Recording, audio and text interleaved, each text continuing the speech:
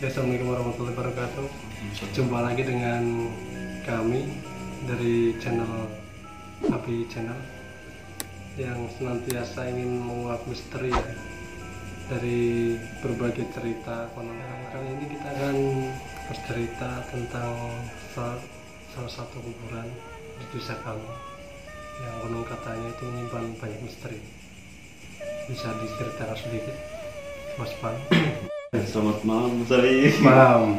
Gimana kabarnya? Alhamdulillah saya. Kali ini saya akan menceritakan satu cerita singkat ya, Mas. Iya, singkat saja, nggak punya panjang. Iya. Kita denger. Kemarin saya mencoba rekaman sendirian sama Bung Tio, biasa kameramen, dan banyak gangguan. Terus terang banyak gangguan. Lalu Itu sekitar jam berapa, Mas Pan? jam 12 itu jam 12 12 malam itu. jam 12. Nah, saya kan kemarin mau ngedit, terus hawanya juga banyak gangguan, makanya saya memutuskan untuk nanti aja digarapnya. Lalu saya akan mengisi kekosongan penonton setia kita. Iya. Siapa tahu ada yang kangen kan dengan cerita singkat ini. Ini adalah satu cerita di mana bahwa di salah satu kuburan, maaf teman-teman, kita privasi nama tempat kuburan tersebut ya. Iya, katanya Juga keamanan juga. iya, menjaga keamanan. Saya juga takutnya nanti ada apa-apa. Ada pro kontra ya antar keluarga. Jadi di salah satu kuburan di sini itu katanya sering muncul sosok pocong. Itu beberapa orang yang sudah melihat juga. Saya bertanya-tanya kan, ada yang cerita langsung ke saya. Saya kemarin juga mencoba untuk kesana sendiri, cuman hasilnya belum ada. Saya tidak melihat apa-apa di sana. Terus tadi saya kesana juga nggak ada apa-apa. Sama siapa tadi ada kesana, Mas? Ada teman saya, Mas. Teman saya. Nggak disebutin namanya. Jangan dong. Ya. Jadi dulu sekali sering kan kalau pada bulan gitu kan banyak orang-orang yang keluar rumah. Nah, ada salah satu teman saya itu keluar waktu itu, terus ya biasa keluar, terus pulang malam, pulangnya larut malam, jam 12 malam dia pulang lewat jalan tersebut. Nah, ketika dia mau Dia bersama siapa? dia sendirian Posisi. dia ngumpul sama temennya terus pulang lewat jalan itu sendirian. Ketika dia melewati kuburan itu di depannya, terus dia merasa ada kok ada putih-putih lagi tidur di samping jalan pas. Posisi lagi tidur. Dia lagi tidur. Jadi teman saya itu penasaran, Mas, kok ada putih-putih di pinggir jalan itu, apa sedang tidur kan? Terus dia balik lagi ke tempat itu. Ketika dia mendekat melihat yang tidur tadi, sosok itu, dia mendekat. Ketika sudah bersebelahan, tiba-tiba pocong itu bangun. Nah, langsung dia takut, langsung balik motor lagi, dia ngebut pulang ke rumah. Terus yang kedua ini cerita dari tempat itu juga, dari sosok itu juga, yang di tempat yang sama, dari teman saya. Pernah pas waktu itu dia masih kecil, dia pulang layangan itu maghrib. Pas maghrib dia jalan, Mas, lewat jalan itu, lewat pas di tempat yang tadi dia melihat di tempat yang tadi cerita pertama itu. Iya, tempatnya sama juga. Waktu itu kan lagi musim layang-layangan, Mas ya. Lagi musim layang-layang, dia kesorean pulangnya. Dia kesorean, maghrib dia lewat situ.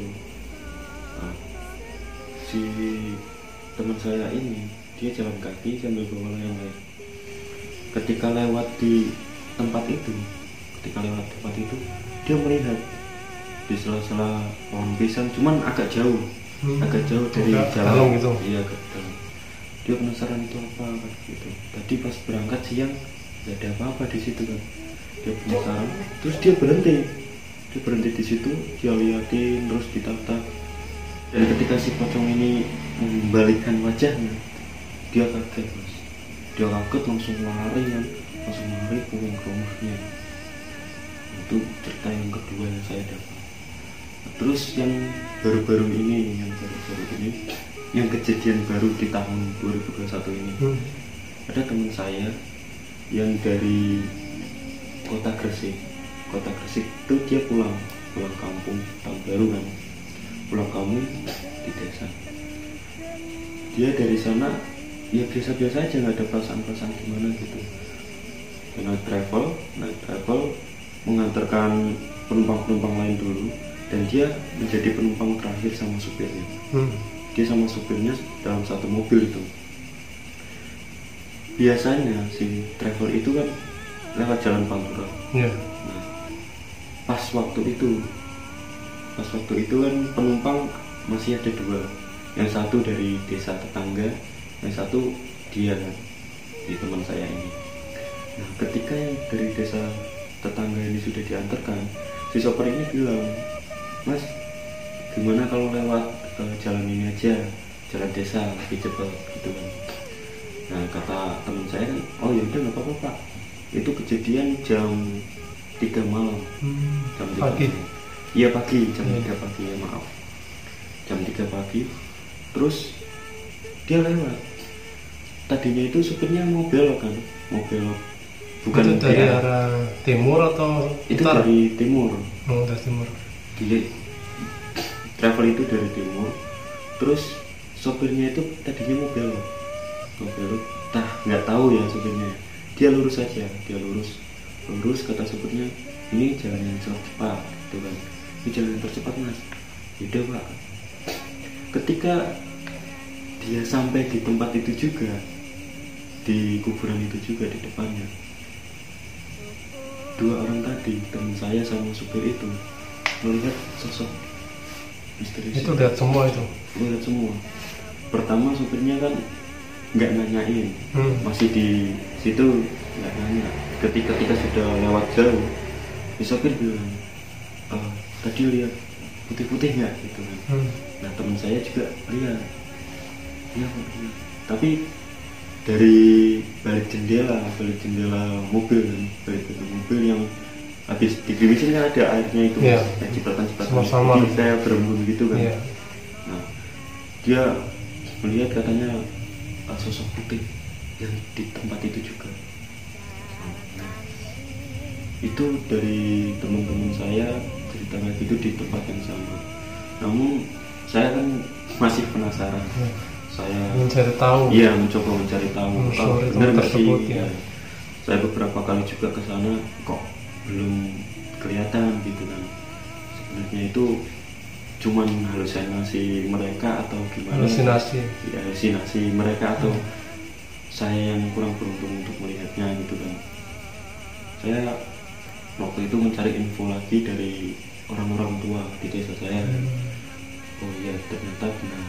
Di sana ada sosok itu, cuman dia gak ganggu, dia juga cuma muncul aja. Iya, muncul melihatkan bahwa oh ini itu udah malam, bukan waktunya orang lewat di situ kayak gitu.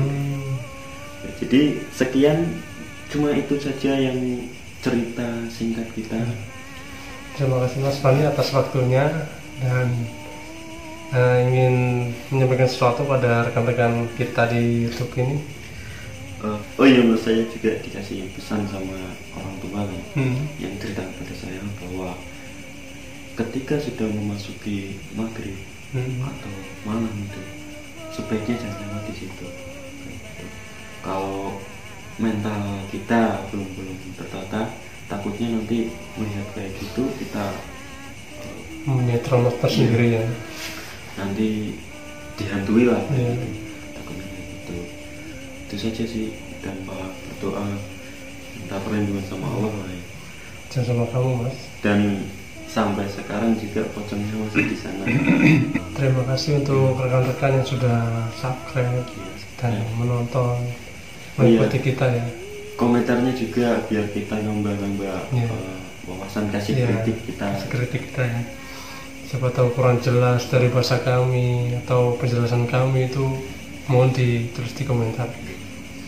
Nama kejadian dan tempat kejadian, nama kita sengaja disamarkan karena itu mengandung hak privasi dari masyarakat. Iya, masyarakat.